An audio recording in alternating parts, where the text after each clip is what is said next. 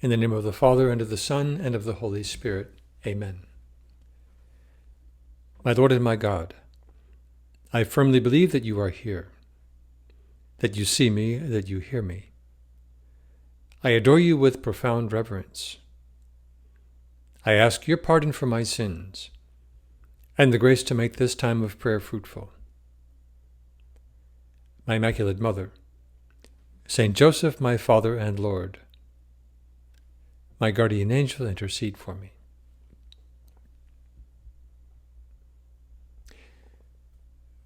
This life of ours is a journey back home, a journey that is filled with challenges. The Lord gave his apostles clear instructions for their journeys so that they would be well prepared to handle the difficulties they would inevitably face.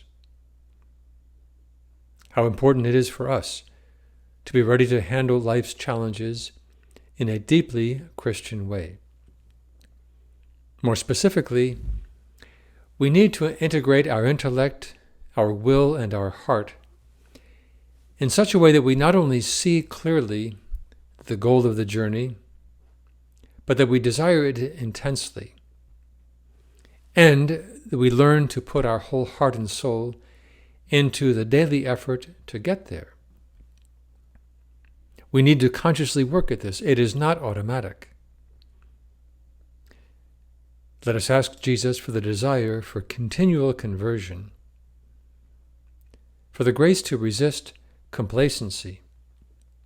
St. Bernard wrote 1,000 years ago, "Whoever does not aspire to be better does not deserve the name good. The moment a person no longer desires to be better, that person stops being good." Centuries before that, St. Augustine in the 4th century, he wrote, "Always aspire to go higher, to keep improving. The day that you say, 'That's enough, I've reached the pinnacle, no more need to improve,' that day is when you are lost, because you will start going down." And so the need for this constant conversion. With regard to our journey back home, that is, to heaven, we need to work hard on a daily, very conscious basis on the 3 players, so to speak: our intellect, our will, and our heart. All 3 need to be formed. They need to be working in synchronization in order for us to truly flourish. Let's take in the first place our intellect. St. Paul urged the Ephesians to attain to the deep knowledge of the Son of God, to perfect adulthood, to the full measure of the fullness of Christ, that we may no longer be children tossed to and fro and carried about by every wind of doctrine. He's talking about this ongoing formation of the intellect, to attain to the deep knowledge of the Son of God, to continue to grow in our knowledge of Jesus Christ, to perfect adulthood, to the mature measure of the fullness of Christ, to such an extent that as we go about our daily life, we can have before our mind's eye the example of Jesus, who came here in order to save us and in order to show us what it means to be fully human. Furthermore, we need so badly a solid doctrine. Otherwise, as St. Paul puts it, we run the risk of being children tossed all over the place, carried about by every wind of doctrine. We know instinctively that our intellect craves knowledge. The more we know something, the more we can want it. The more we know about the purpose of life and the ingredients of a life well lived, the more focused we can become in pursuing that style of life. And thus the importance of our intellectual formation, including the cultural formation, that helps us to become experts in humanity, to use that phrase from St. John Paul II, experts in humanity.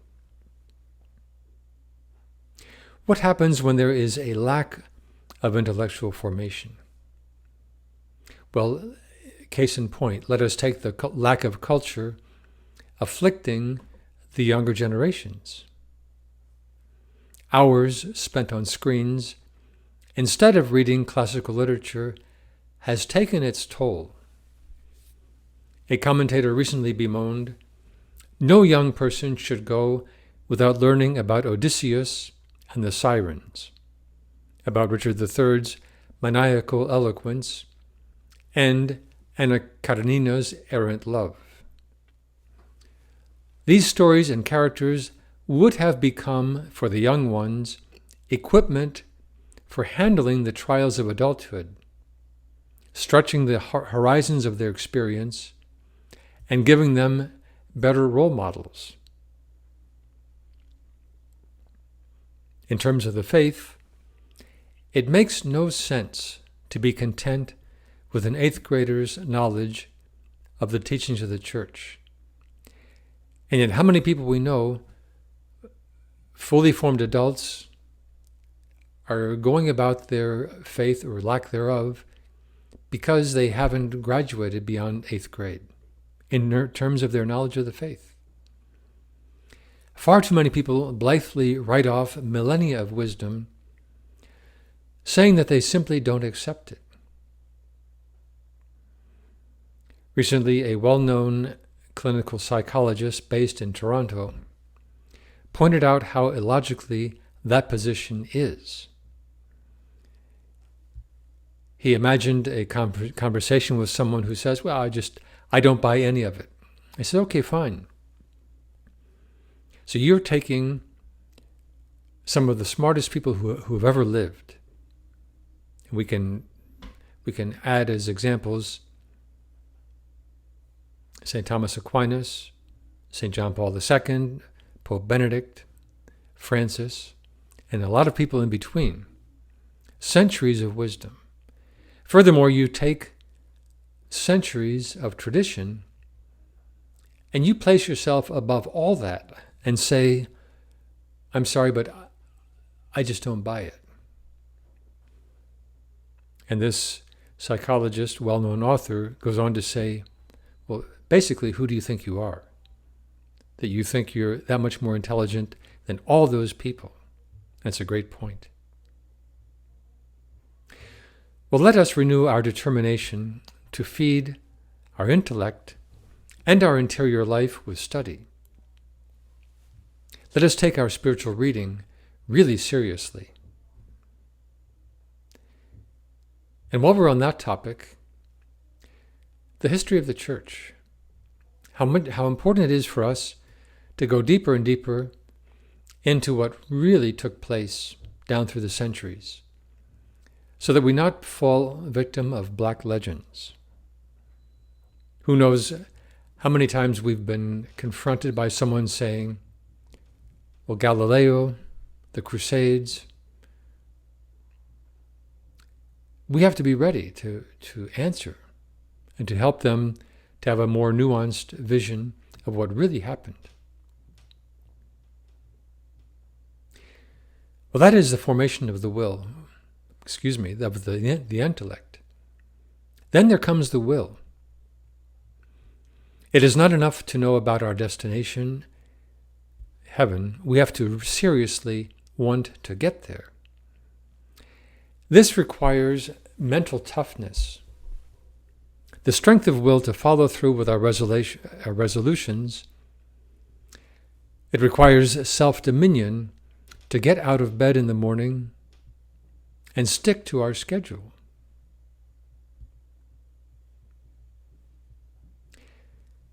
A few minutes ago, we mentioned Odysseus and the sirens. That episode in Greek mythology can help us to confront a new menace to our journey. You will recall from your reading of Homer's Odyssey that Odysseus, or the Latin version of his name, Ulysses, Well, he who was the king of Ithaca was desperate to get back home to Ithaca, to his wife Penelope, after an absence of 20 years. He was sailing back along with his crew. He was the king of Ithaca. And he knew that one of the challenges that he had to get past were the sirens. They were a deadly menace. The sirens were human-like creatures with an absolutely irresistible song. So any sailors who went anywhere near them were drawn to them like a magnet and then ended up shipwrecked. How did Ulysses or Odysseus handle it? He said to his sailors, "Tie me to the mast, and tie me so tightly that I can't move." Then, as they got closer and closer to the sirens, Odysseus said to the sailors, "Okay, now, plug your ears with wax so you can't hear a thing." They all did. Then came the sirens, reaching, calling out to them, singing. Odysseus heard that, and he started squirming, doing whatever he could to break free, but he couldn't. He was tied so tightly. He cried out to the sailors, saying, "Let me free." They couldn't hear him. They couldn't hear the sirens. And thanks to that, Odysseus and his crew sailed past the sirens on to safety. Now you may be thinking, what does that have to do with the will? Well, we are faced by modern-day sirens. What a shame it would be to allow our day, our life, to be shipwrecked by the sirens of YouTube, a Netflix series, or Tik Tok. How many people in the evening say to themselves, "I'm really tired. I'm just going to watch one very brief YouTube video, and I'm going to have a single potato chip." Then an hour later, or more, and one entire bag of potato chips later, they stumble to bed way too late, knowing that the next day they're going to be a shipwreck. All because of a lack of willpower. As one commentator wrote, "Never has it been easier to pick up your phone to text a friend, only to fall into a mindless internet black hole." But we ask Jesus to liberate us from these sirens, these modern-day sirens. The third player we have to confront and pray about is the heart. We have to learn how to want with passion. St. Josemaria says it all in this point of the way. You tell me, yes, that you want to. Very good. But do you want to as a miser longs for gold, as a mother loves her child, as a worldling craves honors, or as a wretched sensualist seeks his pleasure? No? Well, then you don't want to.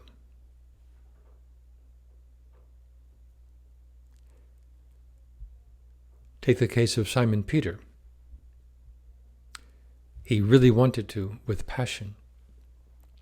Not only did he grasp the importance of Jesus for his life, not only did he desire to follow the Lord, but he did so vehemently, which is a very strong English word. It's a word that St. Augustine used to characterize Simon Peter.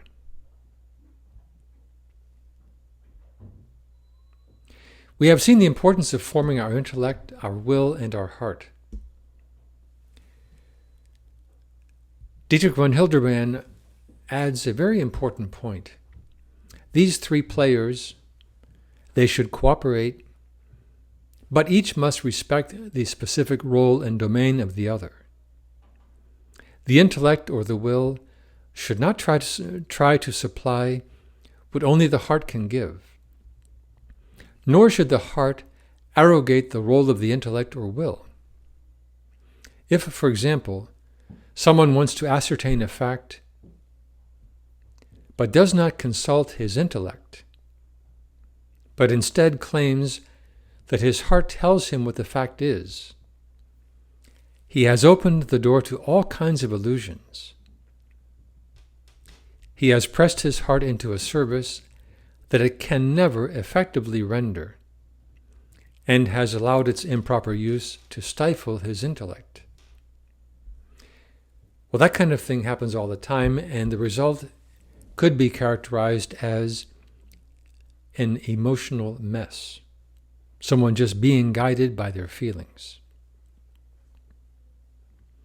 As we mentioned at the outset, life is a journey filled with challenges.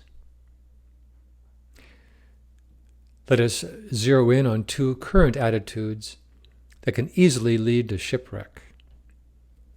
The first is phobo, F-O-B-O, a word you've never heard of because it's not really a word. It stands for the fear of better options. The person who coined this term was observing his classmates not that many years ago, and he came to the conclusion, these classmates of mine are constantly optimizing. They're waiting to make commitments to anything, because once they make a commitment, all the other possibilities are gone. And so they never choose one thing. A very superficial example would be someone that let's say you make an appointment to have lunch on Friday,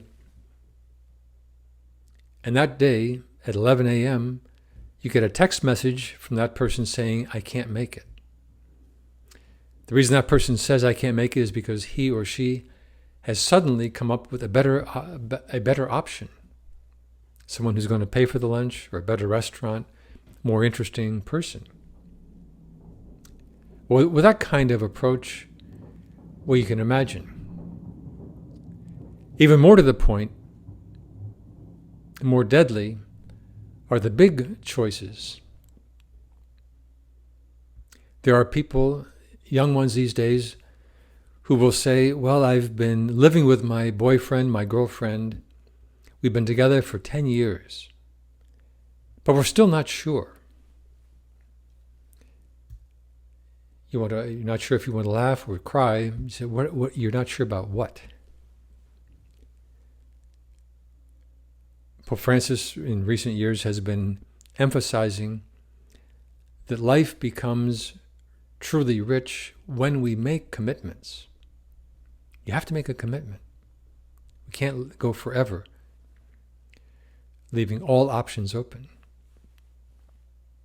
Well, a related virus is a misguided notion of happiness, one that is radically self-centered. A very wise person recently wrote explaining or passing on recent conversations with a few college girls at a well-known Catholic university, people from really good families, good formation. And this person writing relates the following. I have been speaking to a few women who are generally well-formed on dating and marriage. But I've been taken aback when virtually all of them say that the most important quality they seek in a future husband is, quote, someone who will support me emotionally in whatever I want. End of quote.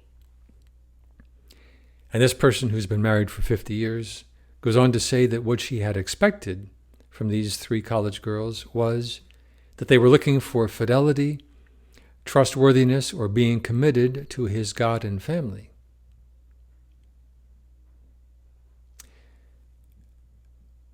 To say, or to look for someone who will support me emotionally in whatever I want is far too self-centered, is radically self-centered. The antidote comes along from St. John Paul II. Way back on the 1st of June 1980, early on in his pontificate, he said, "To love is, in its essence, to give oneself to others. Far from being an instinctive inclination, love is a conscious decision of the will to draw close to other people.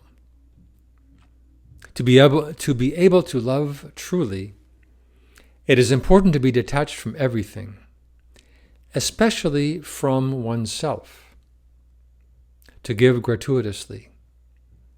This detachment from self is the source of a balanced personality. It is the secret of happiness." But what a contrast. Detachment from self is the source of a balanced personality, the secret of happiness.